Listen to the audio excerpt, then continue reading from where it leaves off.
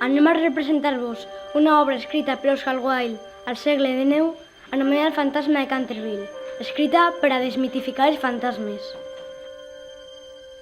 El fantasma de Canterville! Ho, ho, ho, ho, ho. Un bon dia a Canterville Castle, el senyor Hiram Otis, la seva esposa Lucrecia Otis i els seus 4 fills, Washington, Virginia i els bessons Estrelles i Bandes, van a visitar la mansió dels Canterville.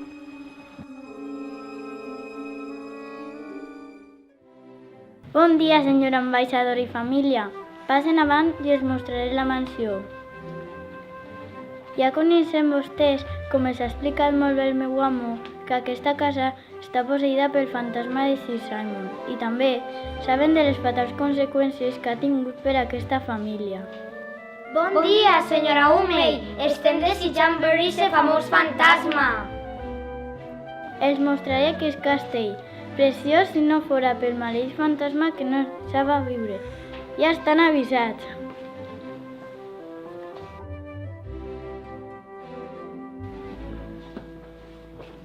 Estem a la biblioteca, un lloc especial, però que té la marca de Sir Simon.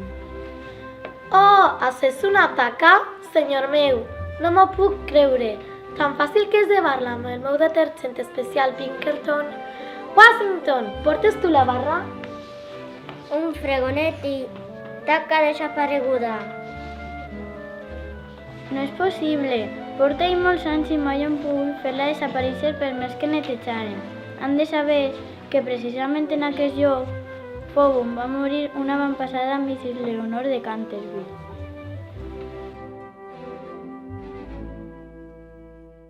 I bla, bla, bla, perquè la família Otis ja havia decidit que Canterville Castle seria la seva casa d'ara endavant. La primera nit, el fantasma no es va fer esperar. El passadís de les cambres va ser el primer lloc on va començar la seva feina. Així és que tragué les cadenes i començà a fer uns sorolls que haurien posat els pèls de punta als més valents. Ja, ja, ja!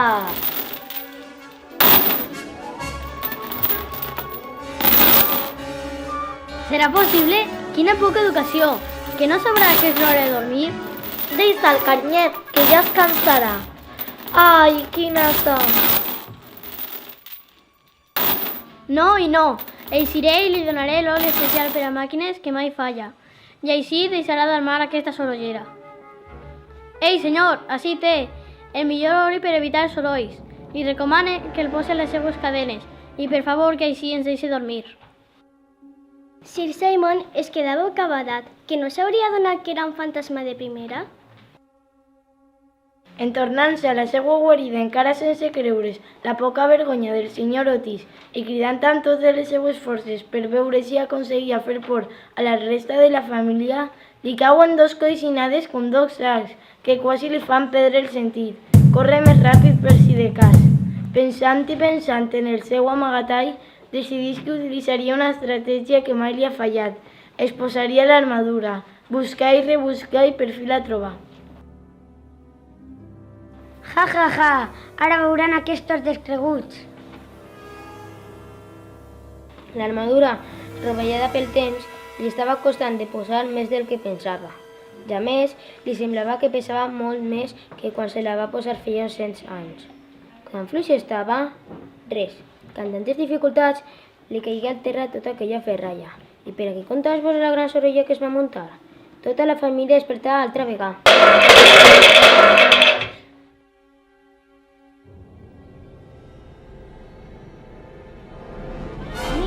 Mira'l! Està baixant les escales! A per ell! Ui, quina força tenen aquests xiquets! Com es nota que són joves i no com jo, un pobre bicentenari. Ai, si ho sabia que cauria. Ai, el meu genoll. Tinga, bon home, que diga un fantasma, una pomadeta per les rastanyades del genoll.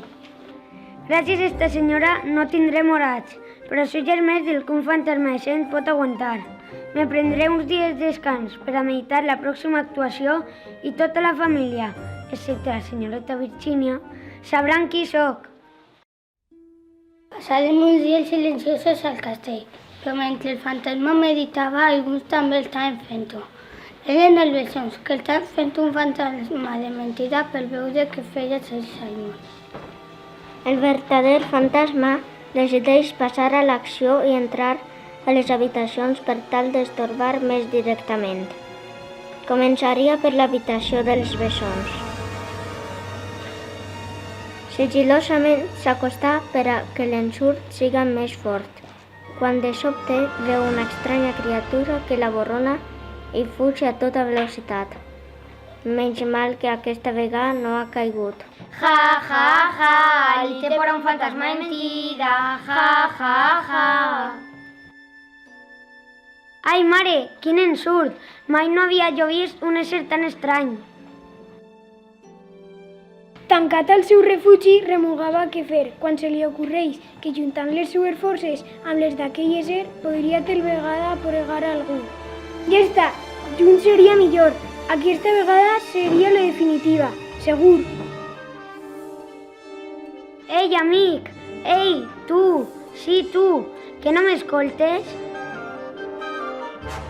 Un menut colpet de l'estranya criatura i... Pam! Pam en els bostos! Una carabassa, de part d'una granera...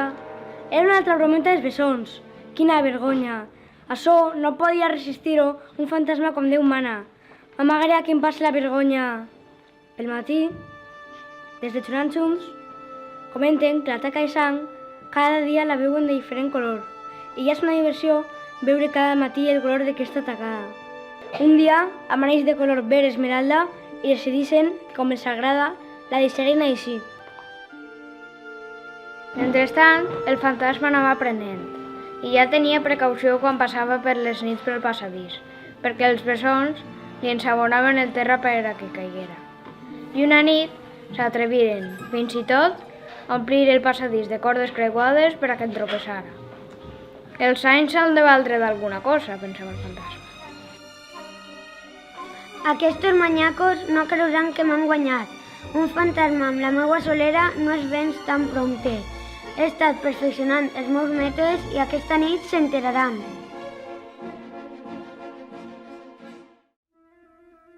El senyor fantasma s'havia llevat el cap i caminava silenciosament cap a l'habitació dels bessons. En aplegar a la porta, l'obriria d'una gran patada i de segur s'horroritzarien. Ahí vaig. 1, 2 i... Ai, quin fred!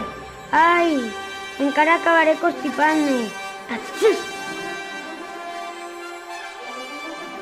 Un gran poal d'aigua esperava el fantasma en la porta del besón i allí se'l trobà Sir Simon, que de la xelonia en surt caigué malalt i estigué prou dies per a recuperar-se, però a poc anava caient en una gran tristor. Això mai no havia passat i ara ell estava fent el ridícul més gran de la seva llarga vida. El que era pitjor, no sabia com eixir airós d'aquesta situació. Estava en aquestes cabòries mentre mirava les fulles grogues de la tardor caient amb melangia. Quan escoltà que algú s'acostava, era Virginia, que mentre cavalcava amb el seu enamorat s'havia trencat el vestit i tornava per canviar-se'l. Hola, a vostè volia jo veure. Què li sembla si deixa de furtar-me d'una vegada les meves pintures? Ja és massa, primer eren unes poques, però ara ja m'està deixant sense pintures. Vinga, home, que tots sabem ja que la tal taca de sang no és sinó pintura, i a més meva. Vinga, per favor, me podria dir per què fa totes aquestes coses? Perquè vol molestar a la gent? Perquè vol fer-li ensurts? Senyoreta, ho sent molt. En primer lloc, li diré que mai hauria usat les seues pintures, però com cada dia li posàveu aquell famós detergent, doncs ja se m'havia acabat la pintura roja i vaig haver de tirar-me als altres colors. Li demano les més sinceres disculpes. Contestant a la seva segona pregunta, li diré que totes aquestes coses que fa són les coses que un fantasma fet i dret ha de fer. És la meva faena, senyoreta, amb tots els respectes. Les seves disculpes m'han aplegat al cor i en quant al seu treball vaig comprenent que malgrat tota la mala vida que li estan donant els meus germanets, no li fa aturar-se. Un es deu a la seva feina i s'ha de guanyar la vida d'acord a la seva professió. I ara veig que ha tractat de fer-lo el més dignament possible. Gràcies, senyoreta. Molt amable per les seues paraules. Si li puc demanar un favor, voldria jubilar-me ja. Són molts els anys de treball i ja m'he guanyat un descans. Però per això la necessita vostè. Algú ha de plorar per mi i fer una oració per a que jo puga descansar tranquil. Li pregue, senyoreta, que m'ajude, perquè jo ja no tinc ni llàgrimes ni fe a aquestes altures de la jugada. Està bé, crec que es mereix una ajuda. Tots hem de tindre el dret d'acabar amb dignitat la nostra vida professional. Li ajudaré. Doncs, atenció al que veurà i escoltarà. No li faça gens de cas. La seva puresa d'esperit ho podrà tot. Acompanya'm si és tan amable. Els dos se'n van travessant parets fins que pleguen a una caverna oculta de la mansió. Mentrestant, la família troba a faltar a Virgínia i comença a buscar-la per tots els llocs. Virgínia! Virgínia! Virgínia! Sense trobar-la fins a les 12 de la nit. Entre grans sorolls apareix d'una escletxa de la paret. Virgínia amb una caixeta de fusta plena de joies que li havia donat el fantasma.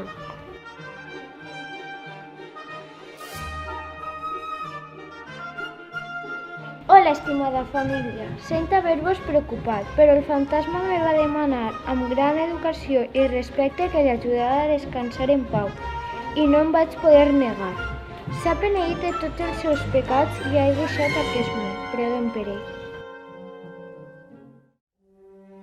La caixeta que porta Virgínia estava plena de joies que des de sempre havien pertangut a la família Canterville. El senyor Otis no es podia permetre que la seva filla se les quedara per molt regal que foren de Sir Simon. Així que va parlar amb el senyor de Canterville per a tornar-les, que va voler que foren per a Virgínia com el fantasma de Sir Simon va decidir. Mai sabrà ningú el que va passar en la caverna del fantasma. No li ho diré ni tan sols al meu marit, el duc de Stilton. El vull molt, però hi ha coses que soles són meues i així quedaran per a sempre. I el que també agrairé per sempre a Sir Simon, el fantasma de Canterville, és que m'ensenyara 3 coses. El gran valor de la vida, haver conegut la mort i especialment que l'amor és més fort que la mort. Moltes gràcies a tots, espero que hàgiu disfrutat d'aquesta actuació i que la torneu a disfrutar moltes més vegades. Una salutació de la classe de 5è.